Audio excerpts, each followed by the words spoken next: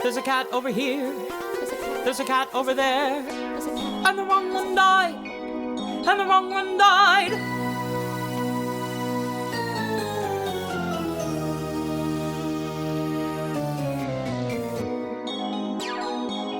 Welcome to The Wrong Cat Died, the podcast breakdown of the catastrophe. I'm your host, Mike Abrams, and today we have another amazing guest. She was on the Non-Equity U.S. tour in 2008 and 2009 and also did another production. She was a vocal swing covering Grisabella, Jenny, and Jelly. So welcome, Lynn Craig, and thank you for joining me. Hey, Mike. Thanks for having me. I am always excited to talk to anybody who's done every version of the show, and you will be the first on this Non-Equity tour that I've talked to. So excited to hear a little bit about that world because it's been on for like 20 years now at this point, it seems like. Yeah, it's been running quite a while. So before we get into that, I always have to level set with everybody about their history of cats. So before you went on tour, before you did the first production, how much did you know about the show? Did you see the movie? Were you super familiar? So that's a great question. I actually knew very little about the show, which is rare. I think a lot of dancers, it's like their dream show. But it was one of my first jobs out of school. So I had seen it, I think, in Chicago when I was a little kid, maybe like 8 or 9. And that's all I knew about it. Okay, so now I have very big gripes with your family bringing you as an 8 or 9-year-old. I don't think it's an appropriate show for children. What was your reaction as an 8 or 9-year-old? Like, were you just mesmerized, or did you follow along what was happening? I don't honestly remember what I thought because I was a kid. It was cats, and I think everyone thought it was like family friendly. But I can tell you when I showed up for my first day of rehearsal for tour and they asked us what we knew about cats and why we were so excited to be there, I got a little bit of attitude because I thought they were cats from space. That's fair. I mean, given the way the set's built, it kind of does feel right.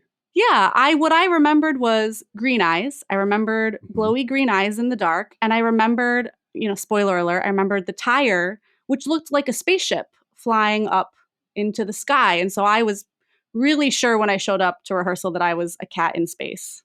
Space cats. That's a different story. Is it though? Loosely. I guess that's true. There's we could do some parallels. It's probably better that you as a 8 or 9-year-old thought space cats and not like what actually is happening. Yeah, for sure. That's a really good spin. Yeah. So, okay. So you saw it as an 8 or 9-year-old. You didn't really watch, you weren't obsessed with like the 1998 movie. You weren't a super fan, and you get this first job out of school and you go in thinking you're going to see space cats.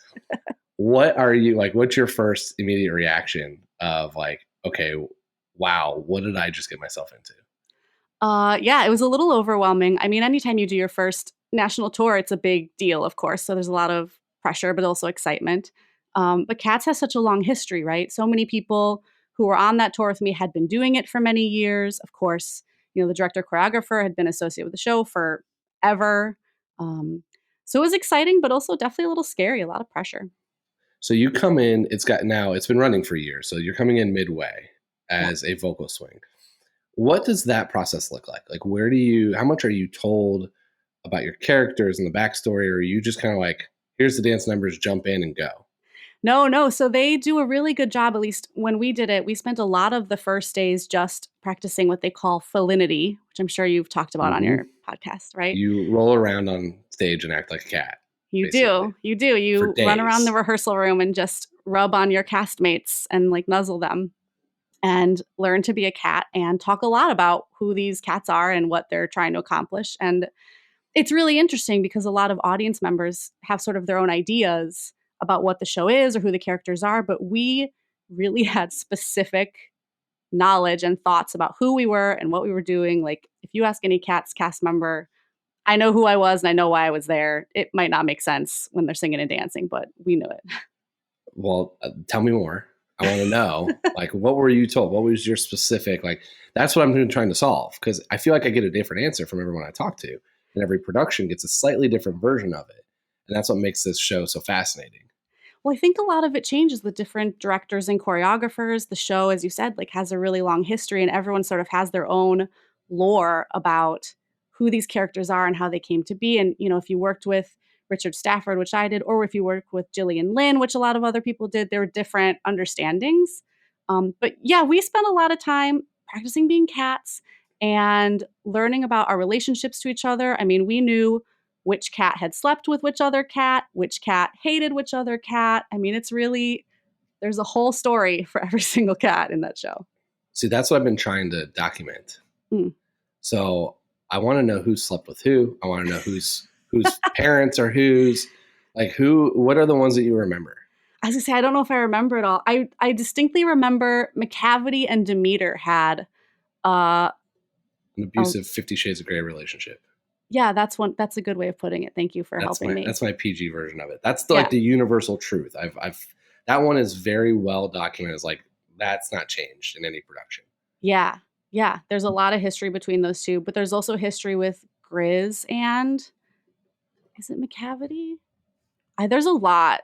There were a lot, but I think every cast also kind of created their own. As you were on stage together, you would develop relationships as your characters and figure it out. Yeah. Was there any one that you were, I guess that's the part I'm fascinated by, and that's generally where we go into later, but we're going to get into it now. I want to know more of these relationships that you think there. How many do you think that you created that fell out of the norm, or how many were you just, this is what I was told, I need to be a little afraid of McCavity, although you didn't play Demeter? Yeah, I mean, for me as a swing, a lot of it was just honoring what I was told or what the person who was playing the role was doing, so as not to disrupt the balance of the show. So I did a lot of honoring those relationships, but definitely we had our own individual feelings about each other on stage. For sure. Okay, so we're going back. This has been 12-ish years, right? So I'm gonna make you dig deep to the space cats here, and remember, we're gonna go through the three. So Grizabella, what were you told about her? What was her backstory from who she was not just sleeping with, but like what was the background there? Oh no, now I feel like I'm taking a test. Grizabella, I just remember she was the glamour cat. She was the hit of her time. She slept with all the male cats.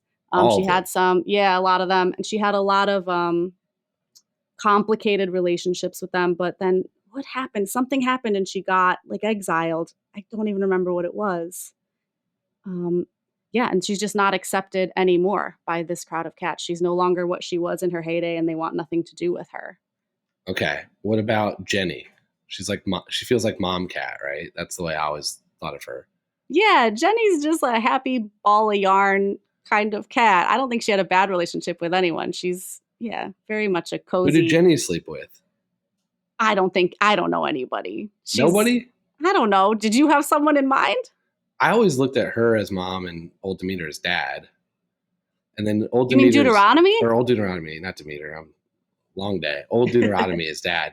And old Deuteronomy is his lyrics are about how he's like had 99 wives. I just kind of assumed Jenny was one of them. I mean, I guess in theory they all could be one of them. That's true. I always thought of Jenny as very much like a grandmotherly cat, and she had her mice that she hung out with and her roaches, and that was her little family.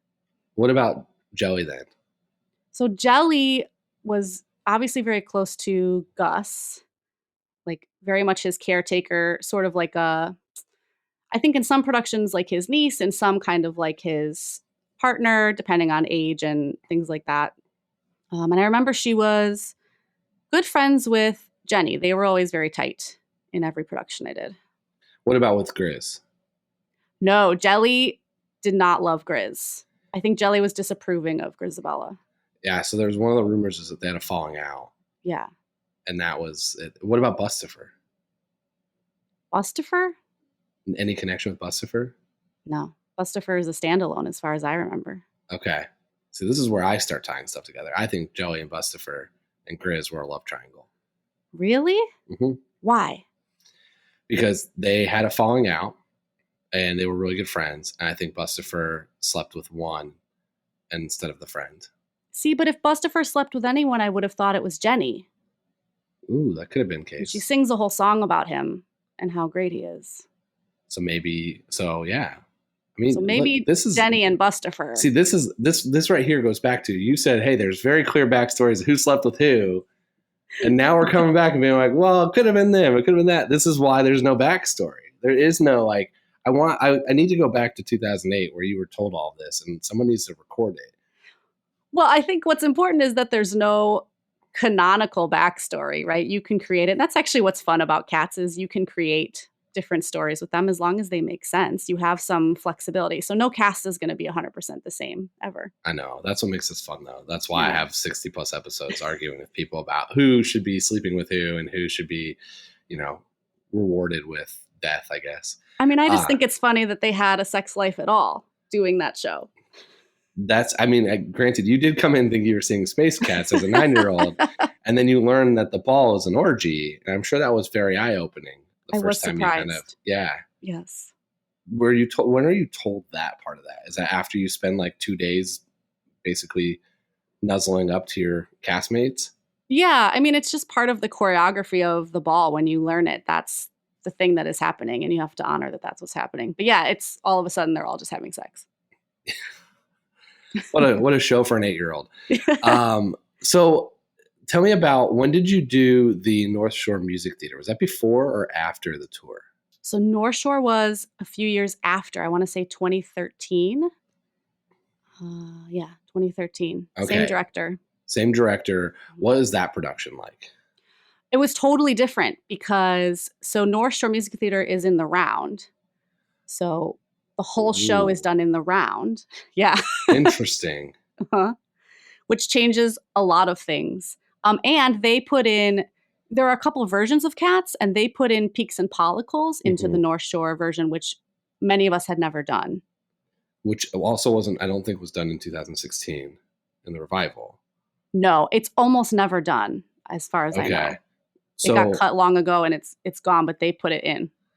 I have so many questions about being in it's essentially a round theater. Yeah. How does that work? There's so many, how does the tire work? Tell me more about that experience. It was interesting. So, I've worked at North Shore a few times, so I was actually really comfortable with the stage, which is lucky. They have a lift that they use. But honestly, the hardest part is entrances and exits. If you think about coming on stage as a cat, sort of on all fours most of the time, when your exit and entrance is through the audience, 200 feet, it's quite a journey to get to the stage every time. Wow. Yeah, that's a very different experience. Now I'm trying to comprehend it. I was really thrown off by the most recent tour. It has what I call the bounce castle stage, where it was essentially an inflatable stage, which I thought would be very difficult. But now I think that a round theater might be even harder to in the stage. Round is harder. Yeah. Well, because the choreography too, you can't do anything flat. Everyone has to turn as they do the ball, for example. You can't just go straight one direction. You have to arc all the way around. Everything's always turning. Wow. So how does I'm trying to think, a Mungo, Jerry, and Rumple teaser. I guess that one's probably a little easier in the circle versus some of the other ones. Yeah, that one was easier, I think, because it's just the two of them. Everyone else could kind of crouch around the edges and you could see them. But when we did Jenny Anydot's song, she had to tap down through the middle and everyone would sort of tap around her. It's definitely a brain puzzle when you're doing it. What about so how does Grisabella go up in there? So it's a lifted stage, but does the stage just go up, or do they still fly her out? I don't even remember. I feel like they built her a lift. I feel like she had something, but I honestly don't remember. And how long did this run go for? They're quick. They're maybe 6 weeks or something. Okay, so 6 weeks, and you were on tour for a year or two before that. Year. Okay, so you've got a year-ish, a year and a half of Cats in your history. The other thing I read about the tour, the non-equity tour, is that it was considered a extremely grueling tour because it's 1 or 2 days in and out at all times. Was that your experience? Tell me a little bit about being on tour. Yes. In that type of environment. Yes, the schedule was challenging. And they'd been running for a few years, and the longer tours run, sort of the shorter the stays get as they bounce around from city to city. So when I came on, it was a lot of one-nighters and split weeks, which means you're riding a bus for 8 hours a day and cramped in your tiny little seat. And then you get off and you go eat dinner and you stretch and warm up your body and you do Cats for 2.5 hours. And then you go to the next place? No, then you go to the hotel and sleep, but then you're up early the next morning back on the bus if it's just a one night. Yeah. Wow. What was what towns like appreciated Cats more and who like really you had some fans? Oh man, everywhere was really wonderful. Honestly, the Cats fans are the best fans I've ever met, frankly. They're just the most excited. I distinctly remember I think it's Tempe, Arizona. There's a big theater there, and I remember a lot of fans coming fully dressed as cats and just the stage door being so exciting. They were really great there. But there were a lot of places, I think up in Calgary in Canada we stayed. Places we stayed longer, places we stayed for like a week. Mm-hmm. The fans really came out and were awesome. Yeah, I was actually curious about that as I was reading about the tour about one nights or just a couple nights versus a 2 week or a week plus. Do you get more craziness on a one night because it's like, this is my one shot, all the super fans are coming, or do the super fans and craziness spread out when you're there for a week? I mean, I want to say we were sold out almost the whole time. So kind of wherever you go, people are really happy that you're there. Yeah, the fans were great everywhere. So exciting.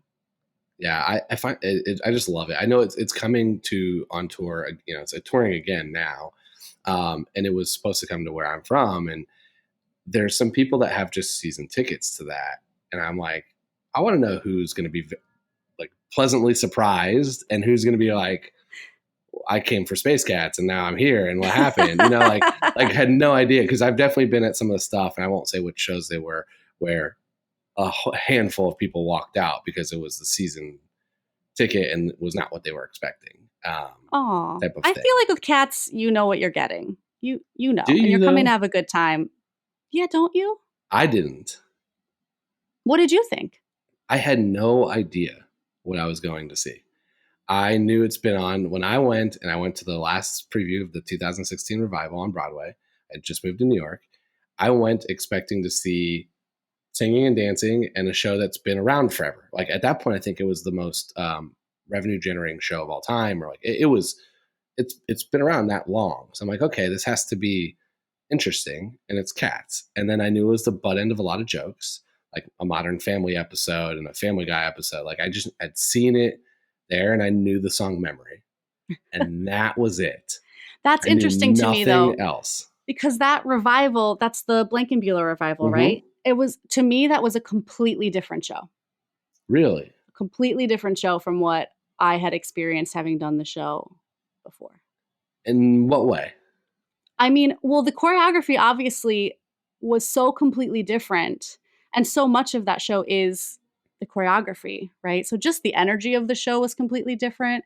The way that they presented some of the characters. I remember Mr. Mistopheles was really, really differently interpreted. To me, they're like two separate shows almost. They're not the same.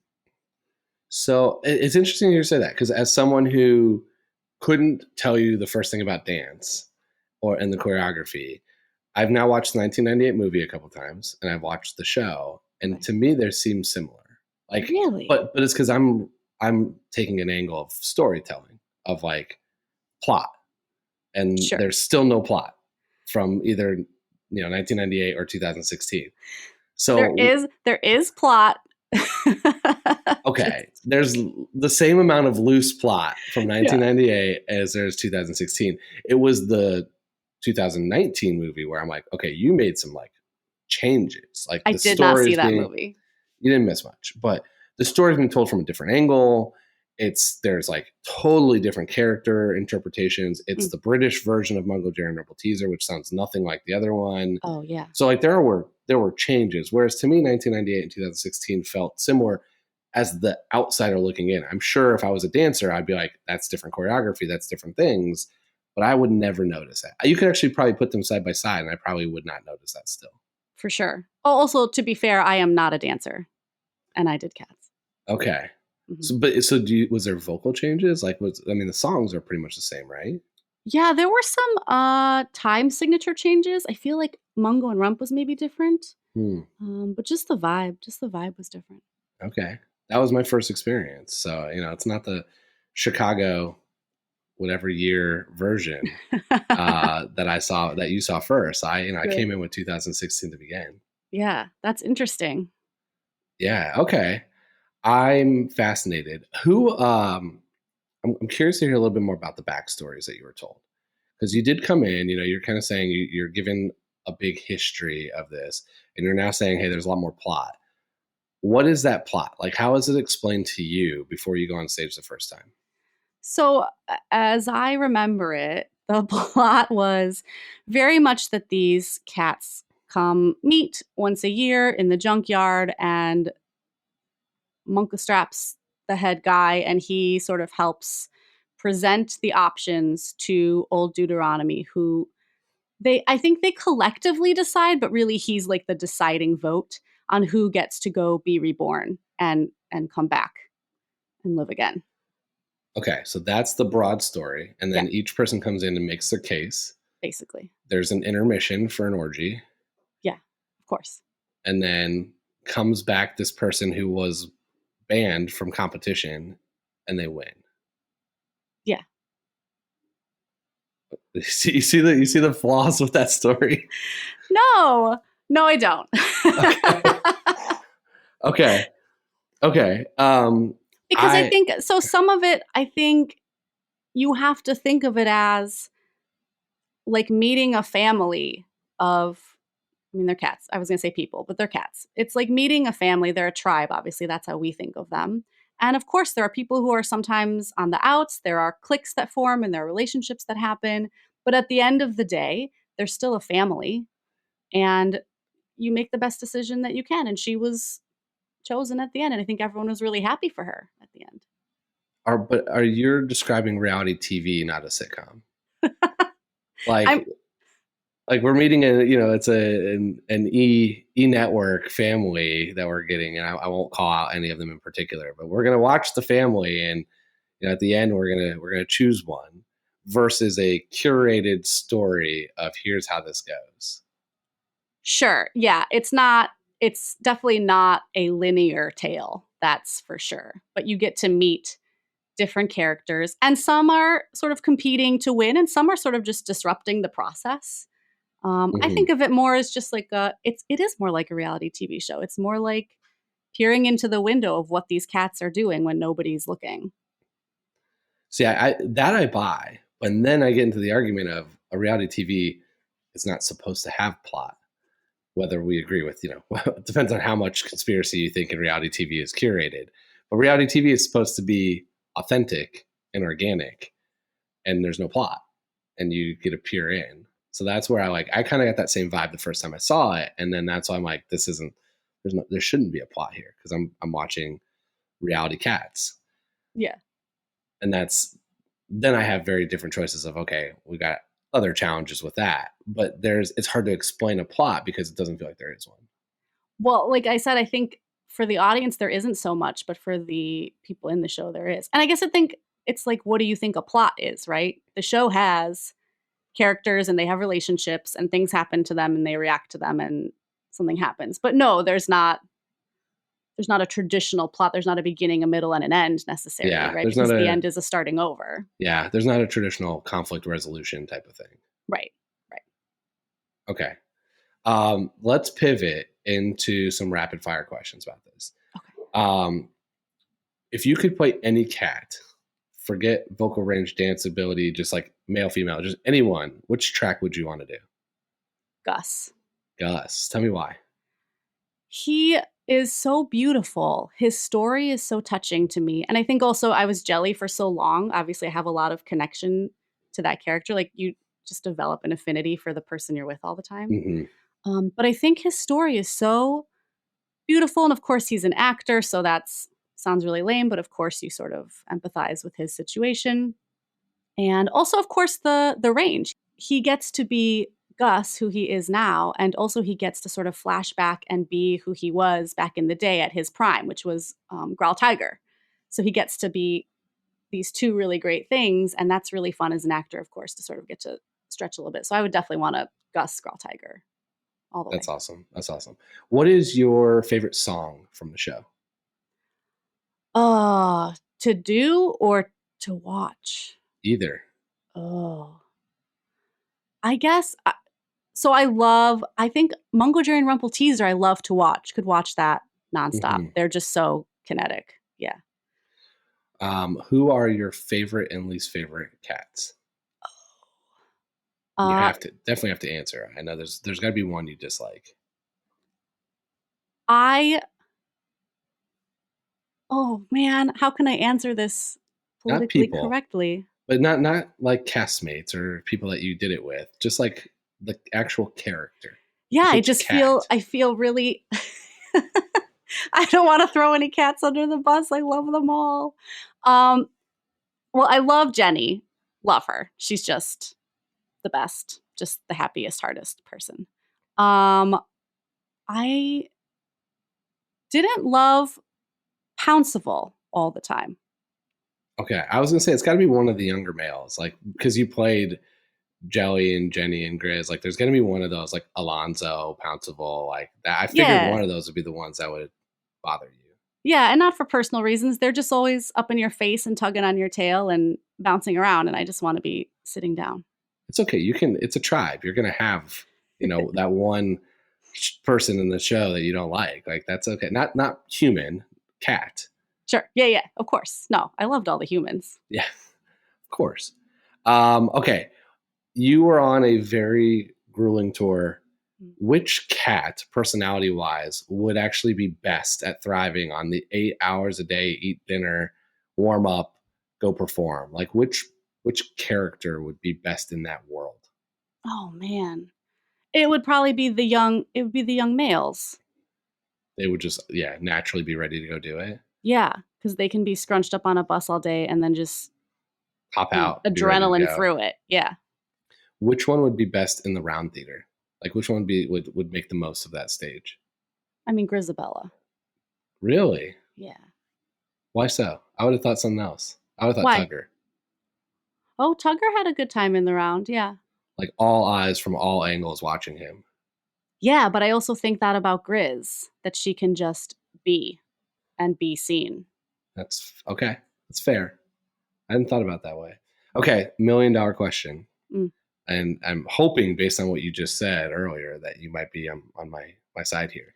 I've already argued at length that I don't think Grizabella is the right Jolical choice. So I want to hear, are you Team Grizz? Or if not, who are you casting to the Heaviside Layer instead of her? Okay, so when I'm playing Grizz, I'm Team Grizz. But if wow, okay, so while you're on stage as Grizabella, I can understand I choose defending that choice.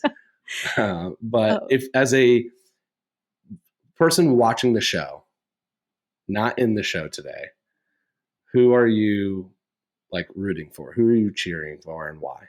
I choose Gus every time. Gus every time. Okay. Every time. And what's your rationale for Gus? Like, what makes you Team Gus? I mean, similar to what I said earlier about why I love him so much. I just think he has lived such a beautiful, interesting life, and he isn't done yet. Right? He lets us know, he communicates very clearly that he has more he wants to do and share and be. And he's, as far as we can tell, very lovely. So I think he deserves that opportunity probably more than anybody else. And he's obviously on his last legs. So this might be his last chance. So why do you think Gus doesn't get chosen?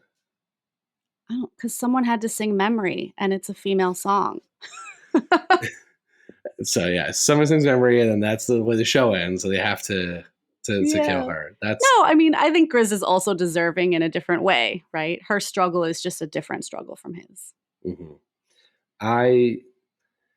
So both are redemption stories, and the part I struggle with in for Gus, or not for Gus, but for Grizabella, is if you're choosing redemption stories, why are you not choosing the person who's been loyal to your tribe the whole time? Why are we choosing this outsider who left, was banished for some reason or another, and then comes back, and just because you belt out a powerful, amazing song, you get to go? Are you saying if I belt a powerful, amazing song, I can't have everything I want? Because that's maybe the world we want to live in. I mean, I was very much a fan of seeing everyone I've seen do Grizabella belt it out. It's an impressive feat. Mm-hmm. But I watched 2 hours and 45 minutes of show. And I do actually just learn that Grizz is only on stage for 15 minutes. Yeah. Which is crazy in itself. And so like when I do, as someone who is looking for the storyline and the sitcom version of this and not the reality TV version, I kept going, that was great. That was one performance. I watched other ones that I really enjoyed too. Mm-hmm. Why am I picking her? Yeah, I don't know. And interestingly for me, I think the win for Grizz isn't that she gets chosen. It's that the other cats accept her and touch her after so many years of no contact. Totally. So she should spend next year with the tribe and belt out Memory 2.0. Okay. And go the next year. So your argument is it can be Grizz in the sequel. Yeah, and Cats too. Great. I've written a lot of versions of Cats too, though, so we got to be very careful. Have you? Of course. Yeah, we've got some ways Cats 2 can go down, but I think it depends on how you really interpret, like, what is Old Doots, when is he actually going? Because Monk's kind of in charge, but does he ever die? Is he ever going to be a choice? Deuteronomy? Yeah. I don't know. He does feel very ethereal. He feels timeless, doesn't he? He does, but that's another version of Cats 2 I have. Old Dude goes? Well, yeah, what happens to Old Dude? Like, what's his story? Yeah, I don't know. But he's so great to look at. Yeah. Which is how we should be choosing. Yeah. So who can belt and who looks great is how we're going to choose. That's the society we need to live in, right? Yeah. I mean, listen, I don't ever think there's a right or wrong answer. Obviously, you're posturing that there is a right and wrong answer because you think she was wrong. But I think a redemption story of any kind is beautiful and powerful, and everyone relates to that. I agree. I don't think there's a right answer to this, but I think there's a wrong answer. Okay, so what if I argued, Gus is deserving, but he's gotten to be part of the tribe and enjoy his life and his time with them. And because Grizabella was banished and hasn't, maybe she is more deserving of another chance and more time with her family. But is that what happens when she gets murdered by Old Deuteronomy? She doesn't get murdered. What did you just say? Happens? That's what happens. She gets reborn. She gets killed to be reborn. Flies in a spaceship. Yeah. To her home planet and comes back. And that's the 8-year-old version. That's not what it is. Yeah, no one believe me. It's not what it is. No, he doesn't murder her. She flies and gets reborn. And that doesn't involve dying? Why do you want to think about that? Why would you? Well, because cats have 9 lives, right? So it's like one has to end for the next one to start. Sure. Yeah. There is a version of this that someone brought up on this podcast that there's Old Deuteronomy is just a serial killer version of this show. What? If you think about it. Who brought that up? Oh, there's been a few people from the most recent tour. There's a couple that brought that up. It's like not their actual thought. It's just kind of like a funny Halloween version way of interpreting the show. Sure. Everyone comes around to be murdered. Yeah. All right. Interesting. Yeah. It's just the ball is just a setup for it. Okay. I'm glad you're Team Gus. We could keep talking in circles about all the different ways that the show could go. Cats 2 could go. And I would love to do that. But I think everyone who listens to this podcast has heard me give like 25 versions of Cats 2. So I wanted to ask, how can we stay in touch and find you on social media and kind of keep up with what you're doing? Oh, I'm on all the things, the Instagrams at Lynn J. Craig, and I have a website, lynnjcraig.com. You can hang out there with me. Amazing. Well, thank you so much for coming on and humoring me with the crazy questions and telling me about space cats and the Circle Theater. I would have never thought for that. So this has been super fun to hear some different perspectives of the show. Oh, thanks so much.